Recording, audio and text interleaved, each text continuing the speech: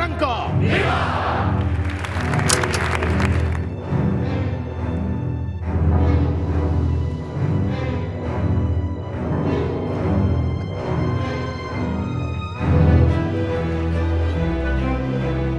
On està la meva filla?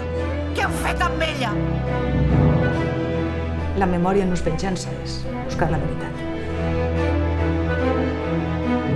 És només un quadre.